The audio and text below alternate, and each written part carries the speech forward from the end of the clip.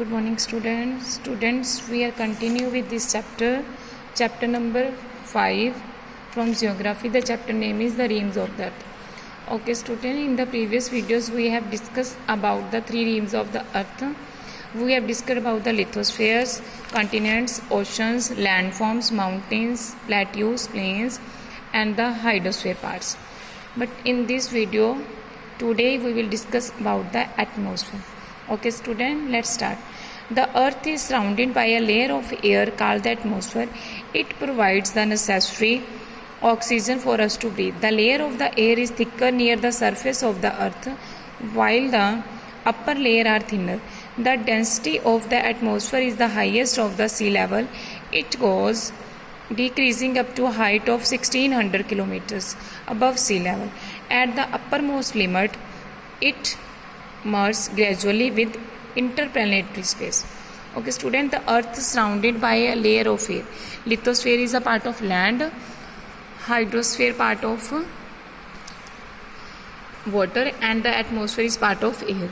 It provides the necessary oxygen because oxygen is useful for us to breathe, and the layer of air is thicker near the surface of the earth.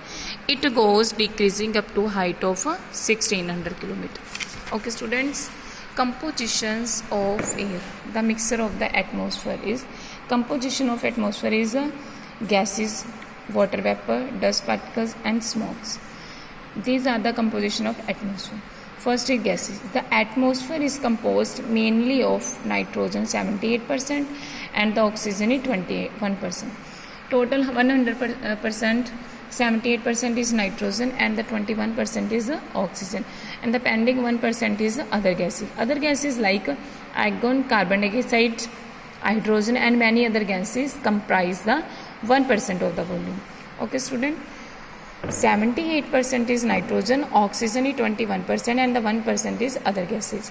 Nitrogen is an interdense. It is a source of proteins which help to grow the living organism. It also helps in maintain the soil fertility. Oxygen helps all forms of life to breathe. That it is called breath of life. Oxygen also help in burning. Carbon dioxide help plant to make food. Student, oxygen is very essential part because without oxygen we can't breathe. Oxygen help our forms of life to breathe because this is called the breath of life. But carbon dioxide is also must because plants make their food with the help of carbon dioxide. Okay, student, next is water vapor. Water vapor is when the water steams. Besides these gases, the atmosphere, particularly in the lower layer, contains water vapor. This is responsible for condensation and precipitations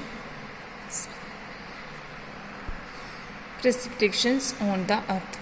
When the amount of the water vapor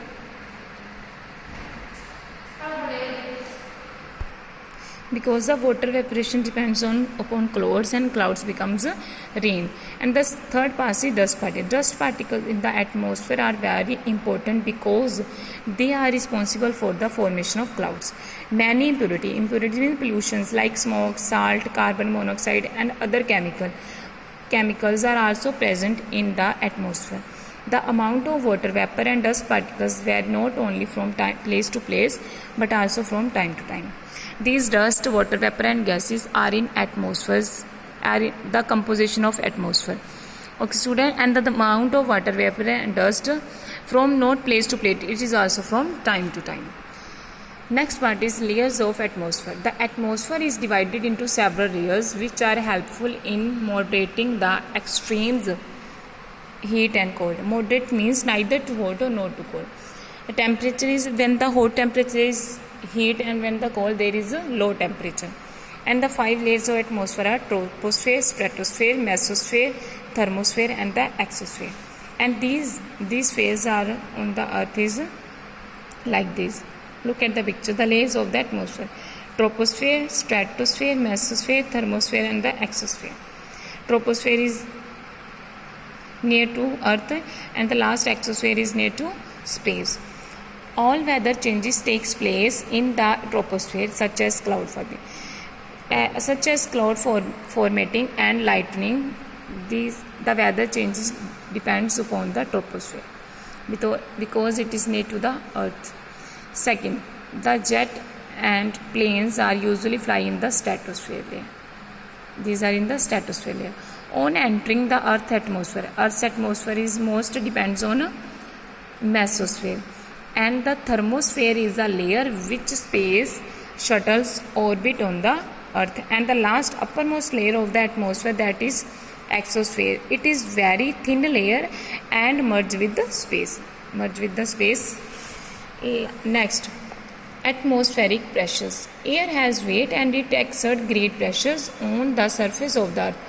It is called atmospheric pressures. We do not feel it weight because it is counterbalanced by pressure inside our body. The atmospheric pressure is not the same at all places or at the all time.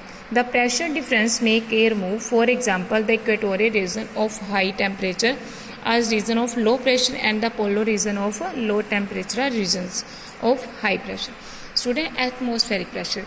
Air has weight and it exerts great pressure of the surface. But atmospheric pressure, we do not feel air has weight, but it is a counterbalanced because the pressure difference makes air move. When the air moves, this is known as the wind, because this moves from the high pressure area to the low pressure area. And the horizontal in the latitudes line. Do you know about the latitudes? Latitudes lines are from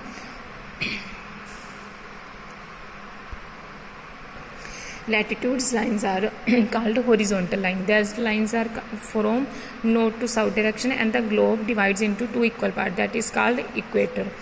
And the horizontal movement of air is known as the wind. Next, biosphere. In Greek, the word bios means life. It refers to the zone where life exists, and the life exists only a narrow zone, where lithosphere, hydrosphere and atmospheres. Earth is the only planet in the solar system where life exists, because Earth is the only planet. In the Greek, the word bios means life, and only Earth is the only planet where life exists. That is, the Earth is the only planet in the solar system. Life is found on the Earth from the deepest ocean trench to the highest mountain peak, and these zones host several varieties like plants and animals. And biospheres consist of four main elements. The biosphere consists of four main elements. The four main elements are like human beings, animals, plants and microorganisms. These elements are continuously interact with their surroundings and also interdependent, because biosphere is the only part where the life exists and where land, water and air are together. This should sustain all forms of life. This is called the biosphere, and the biosphere consists of four main elements: human beings, animals, plants and microorganisms. Last part is man and his environment. Our environment includes all living things on the land, in water or in the air. The different components of our environment are interrelated and interdependent. Any change in one may lead to change in another. For example, the water of the hydrosphere evaporates into the atmosphere but comes back again. Okay, student, you know what is water evaporation. For example, when the water into the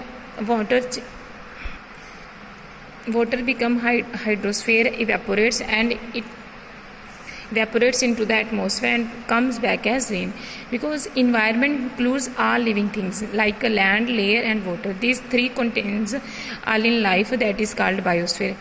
And for the water of the hydrosphere evaporates into the atmosphere but comes back rain. This is called water evaporation. The independence of all the realms of the earth is an important factor of life, because these three are interdependent and interrelated to each other. That's why environment is disturbed too much, the entire circle of life may be affected each other. Human beings interfere in nature and create imbalance between the plants and animal kingdom. Their greed and lack of concern toward animals' greed and concern towards the earth is resulting in the pollution of the environment. Due to human being environment pollution, because trees are being cut down and forests are being cleared. Factories discharge waste into rivers and lakes. That's why the water, the land and the air, everything is becoming polluted. As a result of several activities, soil, air and water are being polluted, and it's our duty to help in restoring the glory of nature, and it's our duty to glory of nature to become neat and clean our nature. And soil, air and water are becoming polluted. That's why we should neat and clean our environment and restoring the glory of nature. Okay student, thank you, have a nice day.